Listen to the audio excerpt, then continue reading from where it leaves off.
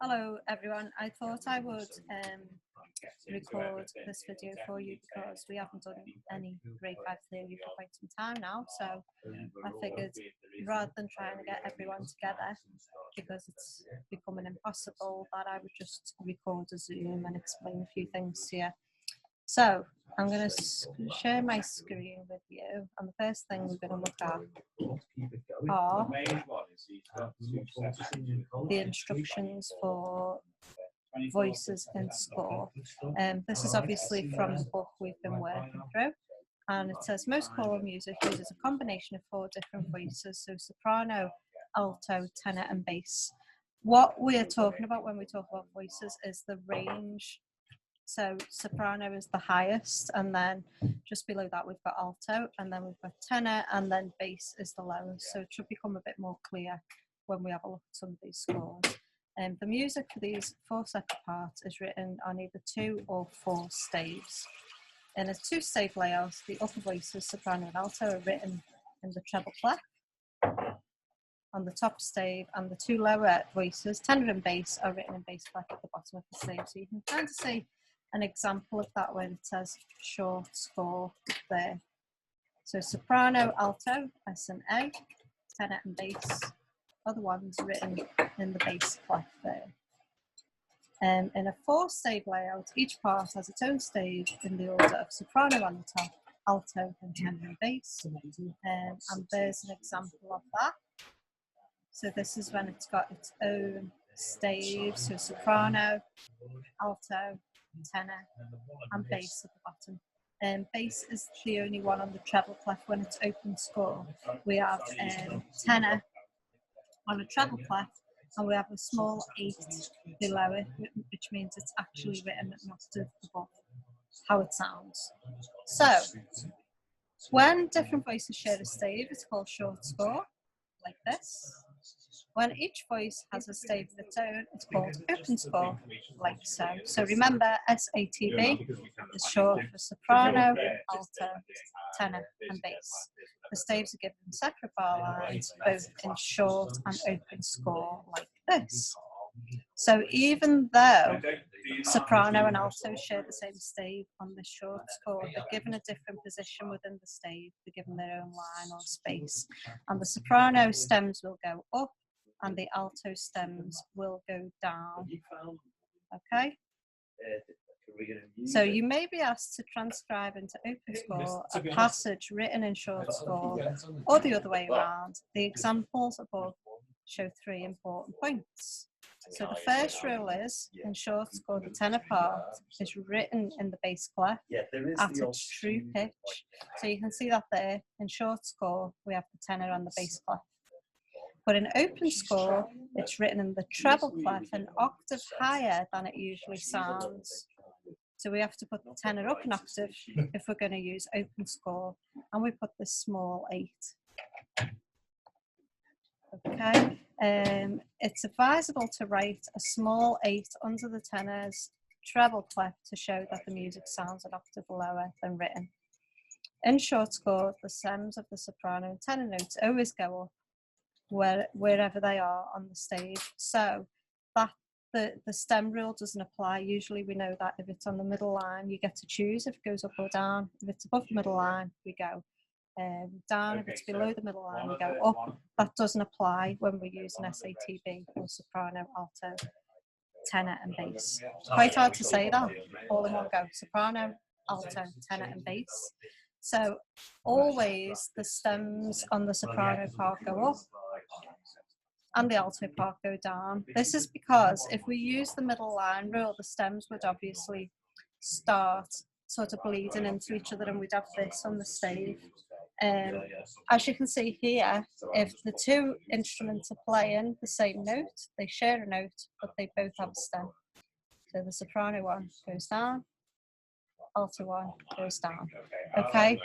In short score, the stems of the soprano and tenor always go up wherever they are in the stave, and the stems of the alto and bass notes always go down. So you can think of it as up, down, up, down.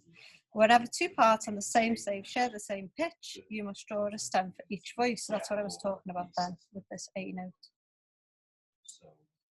However, if the note value is a semibreve or a whole note, you must write 2 overlapping semibrieves or a whole note on the stave like this to represent both voices. So because we can't, a semibreve doesn't have a stem, so we can't indicate which instrument is playing that. So we need to make sure there's 2 on the stave. When 2 vocal lines share the same stave, an accidental before a note in one part must be written again if the same note occurs in the other part later in the same bar. Look at the second sharp to the G. So there we go. So as you can see, we've got a G sharp here in the alto part, and then later on, we've got a G sharp there in the soprano part. You must make sure that both are made sharp because they're actually different voices. It would be a different singer singing those parts, so we need to make sure that both are an accidental. In short score, it's in the short score example, it's necessary here, although it would not be needed in piano music. Okay, but at the moment we're looking at soprano, alto, tenor, bass as in a choir or a vocal arrangement. Okay, so let's have a little look at the exercises then. What have we got next? Exercise 1.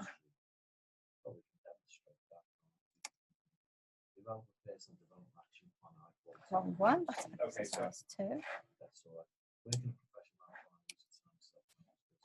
So here we have exercise 1, and hopefully you can see that now. I'm just going to make it a bit bigger.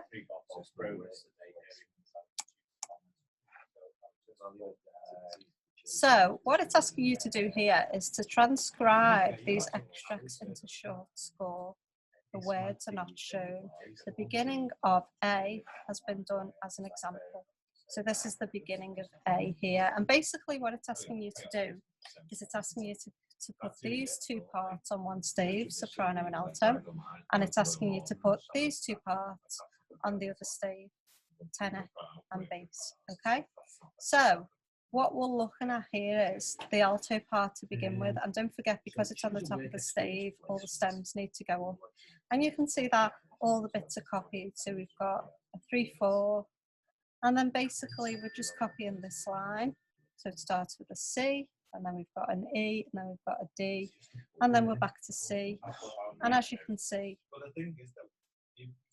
this line on the top is exactly the line on the soprano. The only difference is the stems go up. So we would just continue with that. Let me see if I can annotate. So we could just continue with this line. So the next one would be on an F, and the stem would go up, and the next one would be on a D, and the stem would go up, and so on and so forth, literally following what's written. The only difference is the stems go up because we don't want to clash with the next part, which we're going to put on it in a moment. Okay. And the next thing we do is we then put the alto part in with all the stems going downwards. So as you can see, it starts on a G, we've got another G, we've got quite a lot of G's here actually. And then the next thing we do is we go up, and we've got an A there. And this time the stems go down because we don't want to clash here between the parts. And then we've got another A.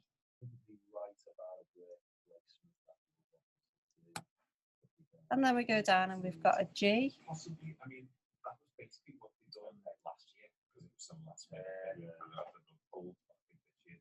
And then another 2 G's. As you can see, the stems are not clashing here, so that's a really good thing. Now the next thing we need to do is we need to put the tenor part and the bass part on the bass clef. Now, it's quite easy for the bass part, but for the tenor part, we need to have a think about that. So at the moment, we've got it on an E, that's where the tenor part starts on treble clef, but we've got this 8, which means it's actually an octave above what it's sounding at the moment. So we need to make sure that fits nicely on the bass clef. So at the moment, we've got this E. If we bring that an octave below, what we end up is an E there. And on the, so middle C would be here. So what we end up with is E above the bass clef because it's below the treble clef. So we ended up with the two ledger lines there. And then we simply follow the line. So this, we've got a C, that one goes down a third. Sorry, we've got an A because we're now in bass clef. So we need to put the A on the line. And then we literally follow the lines and spaces. And on the bass clef, you will see that this note here occupies the same space on the stave, doesn't it? We've got a C, but we've got to write it an octave below, which means it's here, it's middle C. This is also middle C, so they will share the same note, and then we put a stem up and we put a stem down, and then I think we're kind of back in business then, we just follow it. So we're back to a C here, middle C,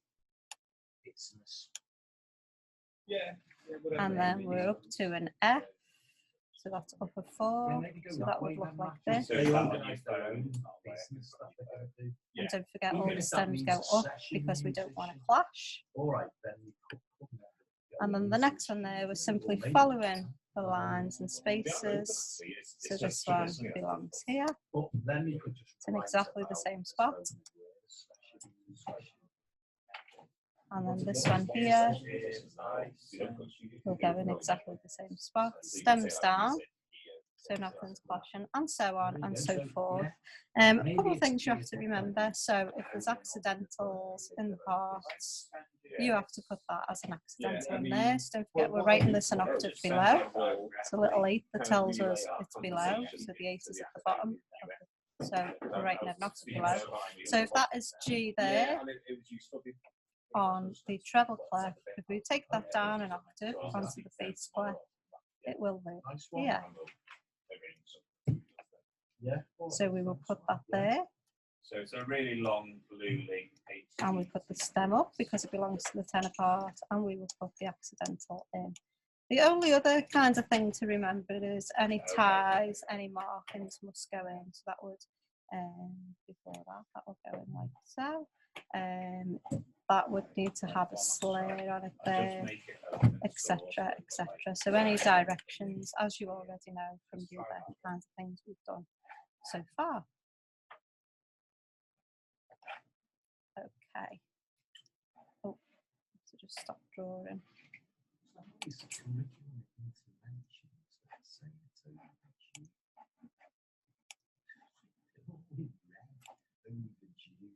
Oh. Okay, just get back to notes. Okay, so that's where that's it then. Because it is an overdue. Okay, if you go to okay, so the next kind of thing they're asking us to do. Can you see in blue where it says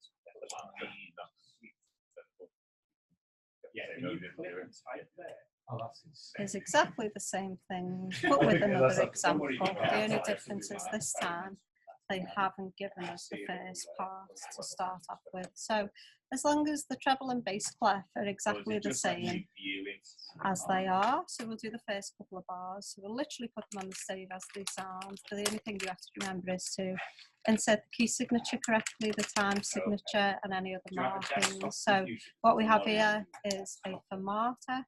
So this here is a fermata, the one that kind of looks like a little hill with a dot. And what that means is that you hold,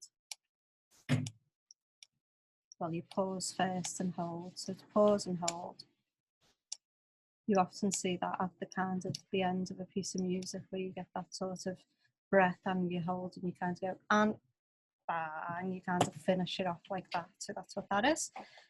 So the first thing I'm going to do is copy in the key signature and the time signature correctly, and obviously we need to put in the clef as well, and the soprano and the alto part to go on the top stave, and then we're going to have tenor and bass on bass clef on the bottom. Okay, I'm going to put my key signature in, which is B flat, which I'm sure you know.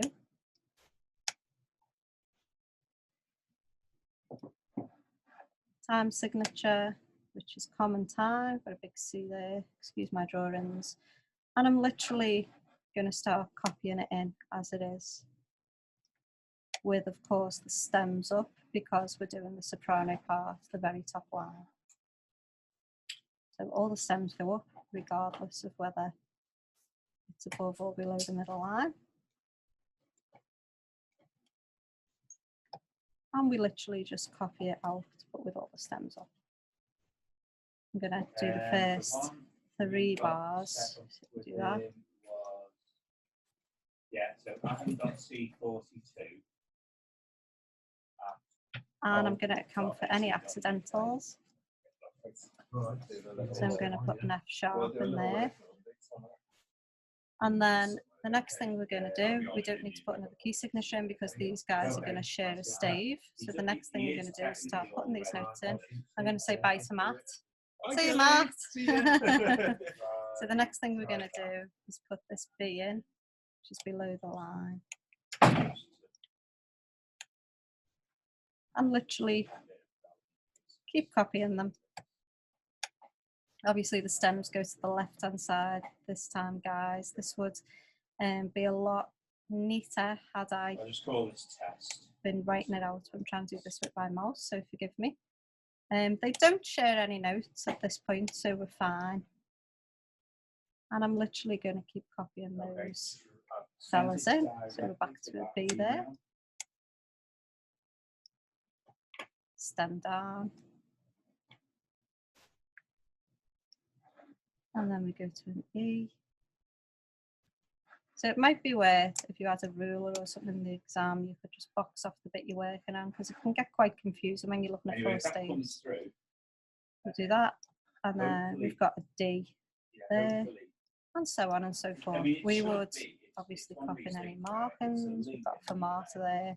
Now the next thing we're going to do is we're going to look at the bass clef one. So first thing I'm going to do is put in my key signature, B flat,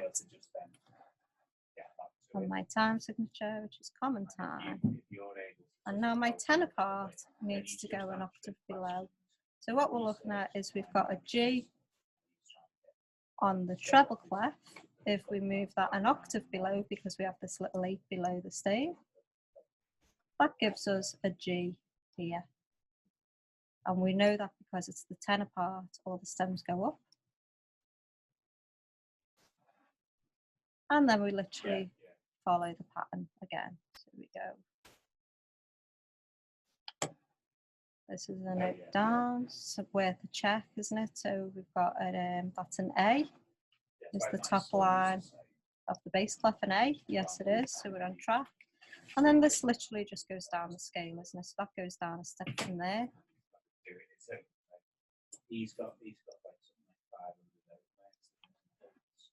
And then we've got an F sharp. Stem up. Check if that's an F. Yes, it is. In bass clef. Good boys deserve football. So we're still on track. The next one goes up. Okay, this time we've got a C. It ends with the word so a C below will be this one. So we put that on middle C. And then we've got an A. Is it opened up which is like on a the green line. booklet? Okay, so if you etc., go down etc. to page 5. And now all we need to do is to copy in the bass part as it is. So let's have a quick look at that. So we start on a G. Obviously all the stems go so down, can you as we click know. where it says in blue, And then it goes says like simple this. time means. Can you click And there an and F sharp. type anything? Doesn't really matter. It's really Yeah, easy can to you get type confused with the there? parts here, Right, so I can it's a see good that idea you're to kind of there. highlight the bit you're working on. You're able. So if you can somehow keep And that then the open next thing for we've it got there and is get a him in G. there. Now you'll notice that we're sharing a note now, aren't we? Because the note on the tenor was also a G. So all we do is we simply put 2 stems on it. So these 2 voices, tenor and bass, they play the same note. Okay, so And we I'm literally typing just in put it 2 now, stems it's on. still on that same Okay, page. and then we've got a D there. So we go back to the note separation. And so I on. don't know whether it is that. And we literally just place it in the same So spaces. So the only one you have to worry about really is the tenor. We just bring that down an octave to fit it onto the bass clef. And there. So hopefully that is pretty straightforward. You can even, I think I sent you guys out the theory book, so you can even have a go and kind of keep doing that. Okay, let's have a look at the next exercise. Now I suspect that the next exercise we'll be doing it the other way around, so we'll be putting an open score onto a short score. So he's done some. Clear all He's had that. to go to the next page, but then the next page. And then I'm going to share the next one with you, which is hopefully this, exercise 2. Fantastic. So here we go. I'm going to make this slightly bigger. Yeah, so what it's giving you here is it's asking us to split up again onto a it's asking us to split a short score onto an open score. As you can see, it's given us an example there. So allegretto con spirito. Allegretto is kind of fast, and spirited, I imagine that is. And then all we need to do is separate these parts out. So it's given us an example, and we would just literally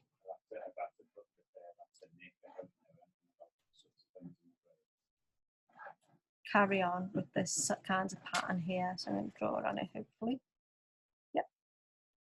And this time we can adjust the stems because it's on the soprano part at the top. All the stems are going upwards. But this time, because they're above the middle line, they have their own stave, so we can kind of sort that out. So there we go. And we just literally keep copying. The very last one, See state, keep copying the top line. All right, I'll log it down. I'll put them down as a smart target to try to and make sure the stems are round the right way. With this one, this fella here, you get to choose because he's on the middle line. So we'll just keep it the same as the original. And we'll just carry on. Okay, well, I've got. It's really tricky this with the mouse. Oop, as you can see.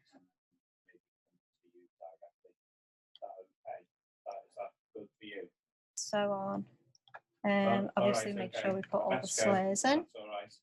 Okay. And then the next part is exactly the same thing.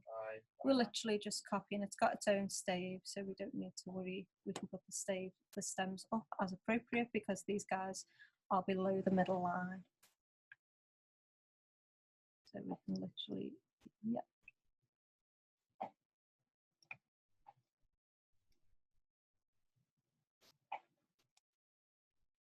So hopefully you're following this with me. It's really easy to make a mistake on this, so be very careful when you're doing it. And so on. Yeah, so you've already made a mistake there.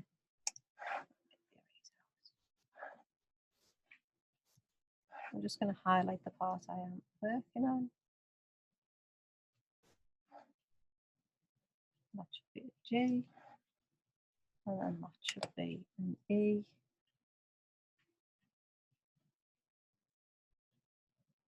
I don't know where I've got this bar from. I'm just going to start again because, as you can see, I messed it up. Because it's dead easy when you're looking at all these different dots. So it's a good idea to kind of isolate the part you're working on. So I'm literally just going to copy this second line onto the alto part. But this time my stems are going to go up if appropriate, which it is in this case. And we got an F there, stems up.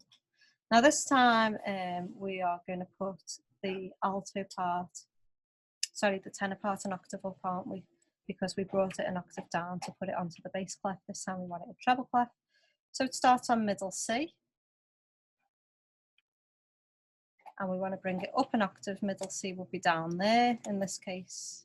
So that's why it starts there. So we've got a C and a C. It's actually mostly C's here until we get there. So we just And as you can see, I'm putting the stems in the appropriate places, down, because it's above the middle line.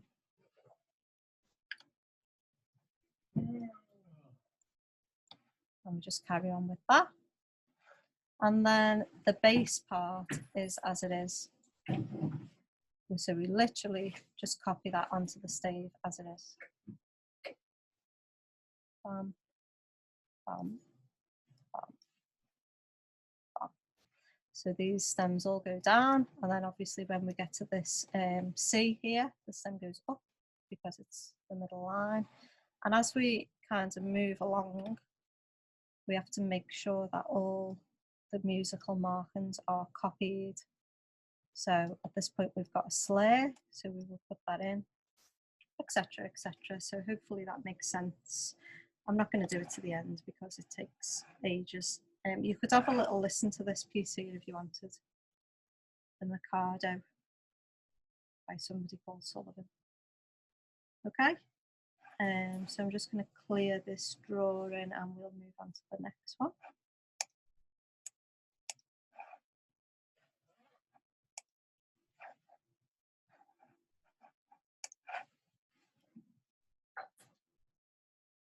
So the next one looks like this, and the only thing they haven't done for us is they haven't given us the example to start with, but hopefully you kind of know what you're doing by now.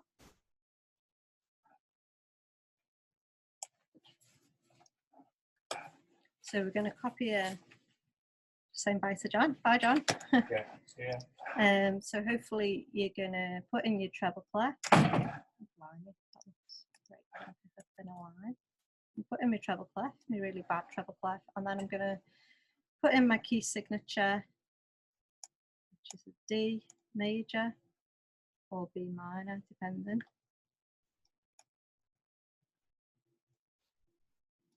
Okay, so first thing I need to do is to put my key signature down, and I'm going to copy in any musical markings as well. So Allegro assai, I don't know. I know Allegro is fast. I'm not sure about assai. I shall leave that for you to work out.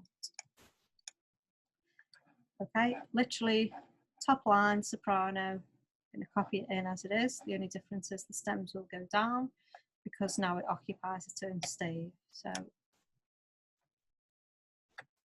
mark them in. Doing this very quickly now, so imagine some of you will get back to me and say there's a mistake somewhere. So again, I'm just going to do the first two bars and hopefully it will make sense.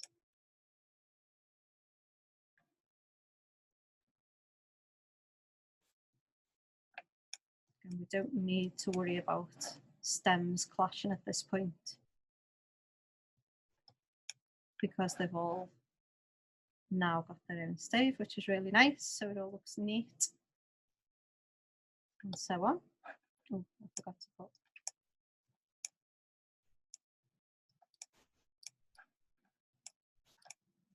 Copy all that in.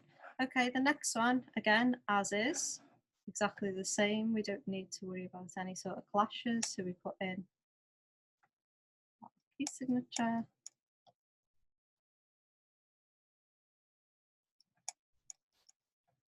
Time signature. And we literally just start pasting it in. So start here from an E. This time we can put the stems up if we want to, if it's appropriate. And then we got an A, another A, and then we go down to an F and an A. Note how I am going to copy in my slur.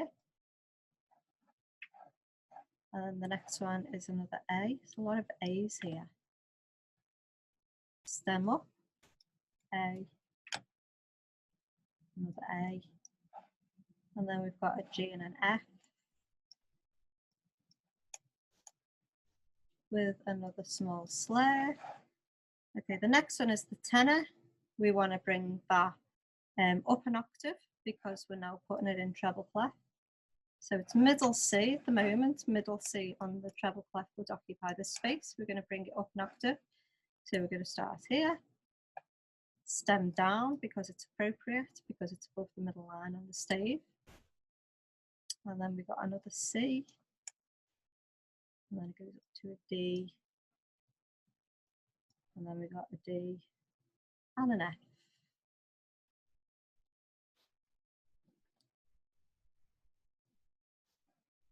And so on. I'm going to put my slur in and carry on with the top line here. And then finally, we've got the bass. Again, you'd have to put your key signature and time signature in. Just look like that. And we are literally just pasting that in now. So it's exactly where it is on the original piece. The stems are appropriate in this case. You have to kind of watch that.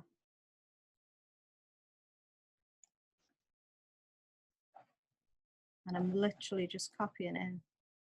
This time the stem goes up because it's below the middle line, etc., etc. So all in summary, I mean, the only things you have to look out for really are to make sure all the musical markings are in there, and to make sure that if two voices share the same note, you add two stems, one up and one down, and to make sure that the tenor is either moving up or down an octave, depending on if you're moving from short score to open score or vice versa. If you're moving it into treble clef, we go up an octave. If we're moving it into bass clef, we go down an octave. So that was voices in score, guys. I hope that all makes sense. If it doesn't, you all have my email address and you know exactly where to find me, and you can also ask me some questions in class. Okay, so that's enough of me rambling on, and I will see you all very soon. Thank you.